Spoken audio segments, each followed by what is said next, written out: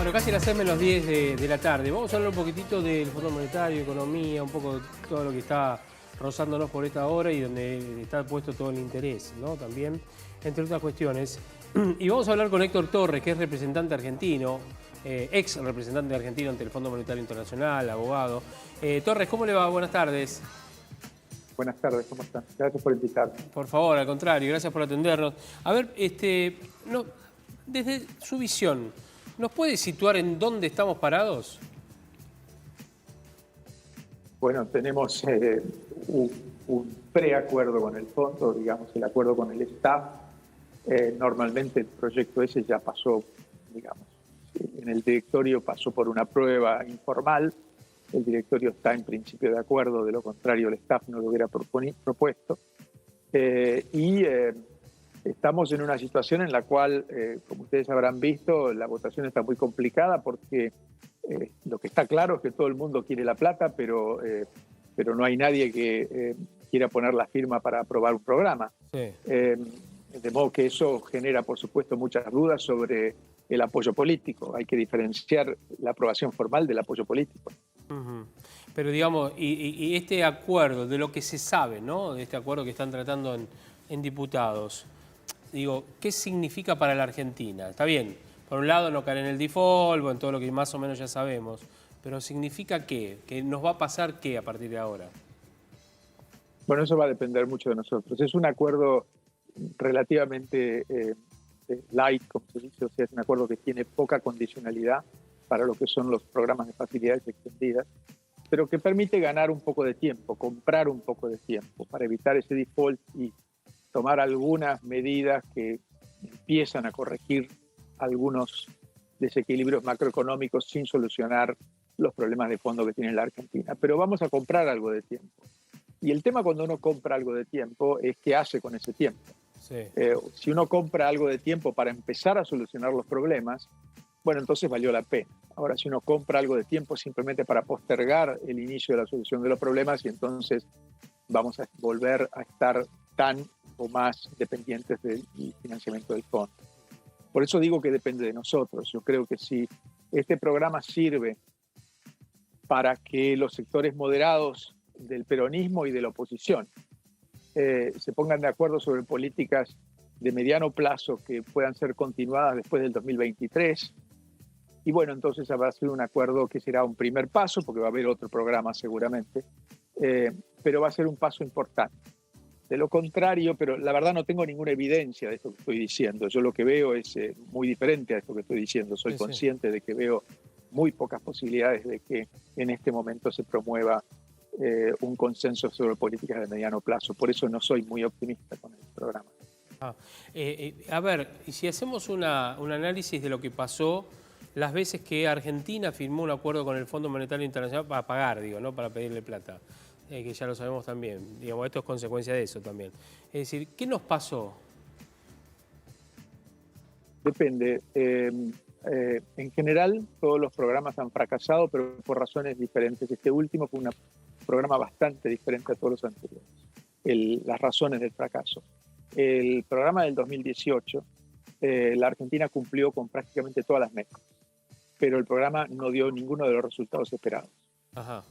O sea, es un programa único, digamos, en varios sentidos, por la generosidad de los préstamos, pero además porque en general nosotros estamos acostumbrados a ver al fondo imponiéndose sobre las autoridades argentinas.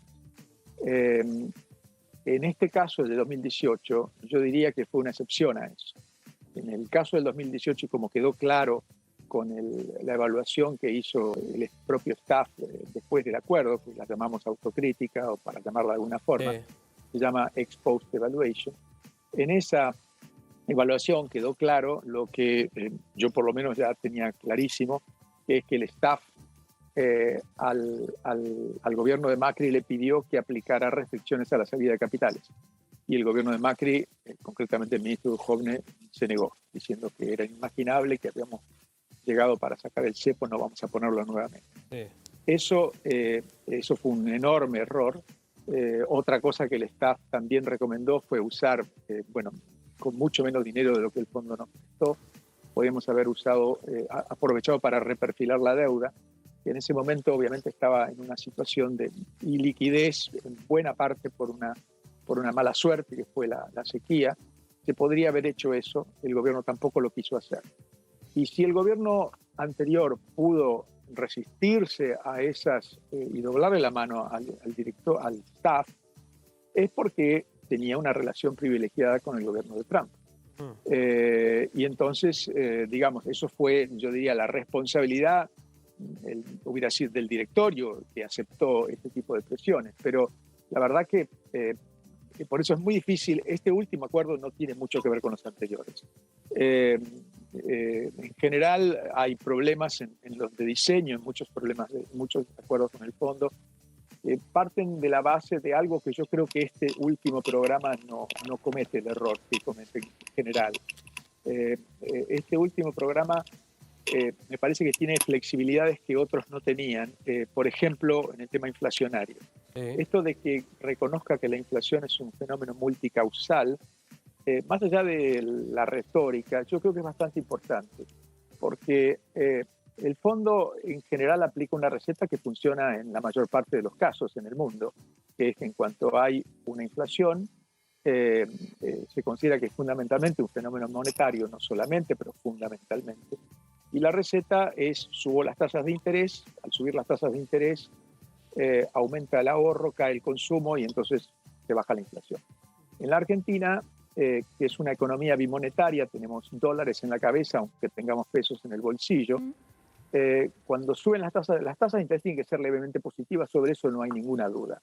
Pero subir las tasas de interés para recobrar la confianza en la moneda no funciona, porque nadie tiene confianza en la moneda de una economía enferma, por mucho que yo suba las tasas de interés.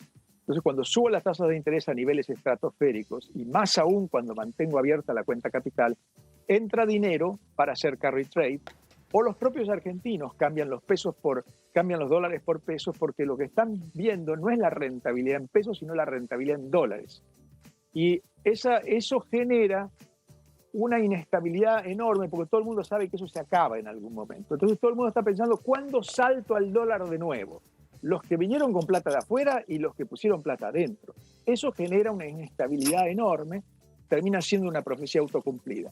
Creo que el fondo ha aprendido eso, y este programa tiene una diferencia en ese sentido.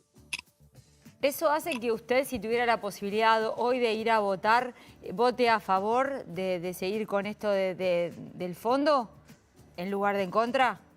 Mire, yo creo que este programa es mejor de lo que yo esperaba, pero entiendo perfectamente bien. Si yo fuera legislador me sentiría muy molesto.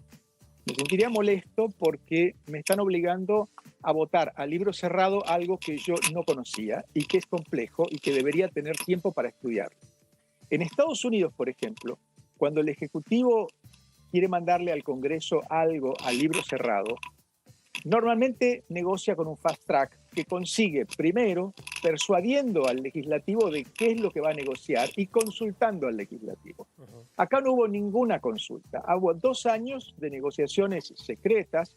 Aparentemente ni siquiera el Frente de Todos tenía en claro qué es lo que se estaba buscando. Hubo una serie de rumores de 20 años de plazo, caída de los sobrecargos, en fin, una serie de rumores que eran fantasías. Claro. Y entonces hoy cae esto como en paracaídas. Por eso yo entiendo perfectamente bien que los legisladores no quieran tomar la responsabilidad de algo que no entienden. Ahora, Héctor, me parece que es un programa que es razonablemente bueno. Héctor, le pedimos antes de seguir, a ver si puede el micrófono que tiene usted en el auricular, está rozando con el cierre del buzo. A ver si podemos corregirlo porque se escucha perfecto. No, puede pasar. Sí, ahora, a ver, le voy a preguntar directo y sencillo. De esto que el acuerdo que se está rubricando ahora, o se va a rubricar, ¿se hace por culpa de Macri? No, la deuda argentina no es culpa de Macri. La deuda argentina es culpa de varios gobiernos que sucesivamente, desde La Baña en adelante, han entrado en déficit fiscal. Y el déficit fiscal se financia de alguna forma. Y esa forma puede ser, en realidad, si no es impresión, digamos, pues, digamos, impresión de billetes, básicamente, es deuda. Y esa deuda se viene arrastrando. Y cuando Macri llegó, no solo tenía un déficit fiscal fuerte, aplicó políticas que a mi juicio fueron inconsistentes. Había una inconsistencia entre la política monetaria y la política fiscal, clara. Sí. Y recurrió al crédito en dólares para pagar, digamos, un déficit que mayormente estaba en pesos, y además para permitir que los que estaban haciendo carry trade, y eso sí me parece un error enorme, se pudieran ir. Eso me parece espantoso. Ahora, yo no diría que los problemas de la Argentina son culpa de Macri. Nosotros hemos tenido gobiernos muy malos últimamente, y creo que el de Macri lo que hizo fue lograr el milagro de empeorar la situación. Pero ciertamente mejoró un poco el tema fiscal. Hay que reconocer que este gobierno llegó con un déficit fiscal muchísimo menor y con más reservas que las que tiene. Sí. Pero dicho eso, yo por eso diría, no, esto no es un problema de culpas, y la verdad que en realidad lo que necesitamos fundamentalmente es dejar de tirarnos piedras y empezar a mirar a políticas de mediano plazo que se puedan sostener. El problema es que la política está tan polarizada que estamos atrapados entre la alternativa, digamos, más dura del Frente de Todos y la alternativa más dura de la oposición, y eso es realmente muy lamentable. El gobierno se viene a decir, incluso cuando estaba Macri en el gobierno, que el gobierno de Macri fugó todo el dinero que había obtenido del Fondo Monetario Internacional para ganancias de sus amigos, de empresarios y demás. ¿Es así esto o no? Le pido... No, yo no lo veo de esa forma. ¿Cómo? Yo no lo veo de esa forma. No, yo no lo veo de esa forma. Efectivamente, creo que hubo una enorme fuga de capitales. No es que creo, estoy seguro de eso. Pero, digamos, se trata de capitales que entraron atraídos por una tasa de interés muy, muy positiva que teníamos nosotros, y cuyo objetivo era parar la inflación. En todo caso, pensemos de buena fe. Normalmente, como dije, cuando uno sube mucho la tasa de interés, baja la inflación. Bueno, en la Argentina eso no pasa.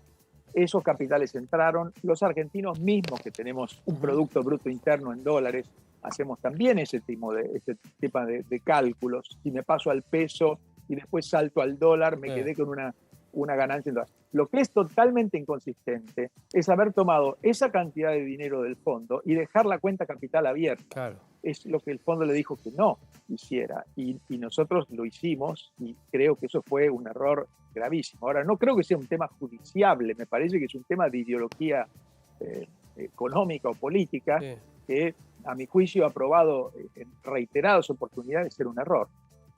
Bien. Bueno, Héctor, gracias por esta charla. La verdad que es muy interesante, y obviamente es un tema que uno tiene que ir acostumbrándose a hablar y a que le expliquen para poder entender un poco. Es muy importante la firma en el día de hoy. No es lo mejor que nos puede pasar, pero otra solución es no votar, y eso sería aún peor todavía, ¿no?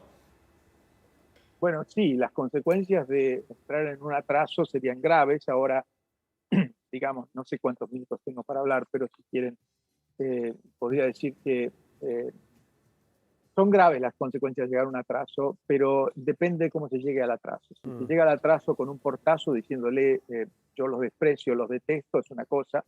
Si llega al atraso porque los diputados y los senadores necesitan un poco más de tiempo, yo creo que se pueden inventar soluciones como para que el fondo pueda triangular el dinero, como ha hecho en el caso de Ecuador, y darnos un poco más de tiempo. Bien, quedó clarísimo. Gracias, Héctor. Un abrazo grande. Al contrario. Gracias a ustedes. Héctor Torres hablando con nosotros a propósito de estas cuestiones vinculadas al Fondo Monetario Internacional.